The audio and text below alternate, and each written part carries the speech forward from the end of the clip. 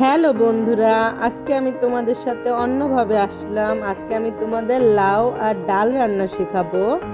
অনেকে হয়তো জানো বা অনেকে বলবে এটা শেখানোর কি আছে, কিন্তু যাদের নতুন সংসার তারা হয়তো বা জানে না।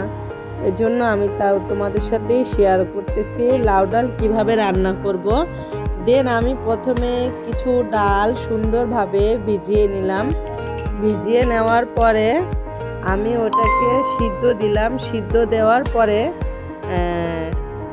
যখন ডালটা সুন্দর করে ফুটে গেল, তো তখন আমি পরিমাণ মতো হলুদ দিলাম। তো পরিমাণের চেয়ে আমি আজকে একটু হলুদের গুঁড়া বেশি দিয়েছি। বেশি দিয়ে আমি ডাল ঘুটনি দিয়ে খুব সুন্দরভাবে ঘুটে নিলাম। নেওয়ার পরে এখন আমি যে কেটে রাখা কিছু লাউ ছিল, সেই লাউগুলির সাইজগুলি আপনারা দেখেন, আমি চিকন করে লম্বা লম্বা করে কেটেছি। দেন ওগুলি আমি ত্রিভুজ আকারে কাটছি। ওগুলি আমি সুন্দরভাবে ডালের সাথে দিয়ে দিলাম এবং একটা খুরচুন দিয়ে সেটা আমি সুন্দরভাবে নাড়াচাড়া করলাম ডালের সাথে। দেন এটা দেওয়ার পরে কিছুক্ষণ পরে আমি লবণ দিয়েছি, হয়তো আমার ভিডিওতে আসে নাই।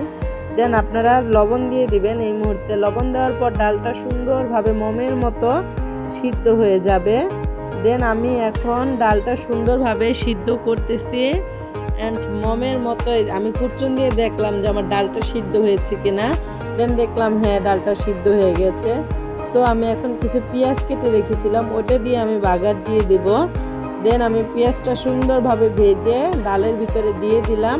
দেন এখন এই যে দেখেন আমার ডালটা কত সুন্দর হয়েছে, অনেক লোভনীয় লাগতেছে, প্লাস ডালটা খুবই মজাও হবে, কারণ ডালের কালারটা দেখলেই বোঝা যায়।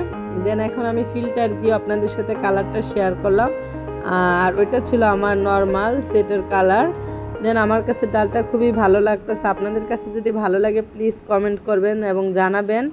এই তো আমার ডালটা টেবিলে পরিবেশন করলাম। এই তো, আল্লাহ হাফেজ। আর কিছু বলবো না। সবাই ভালো থাকবেন, দোয়া করবেন, সুস্থ থাকবেন।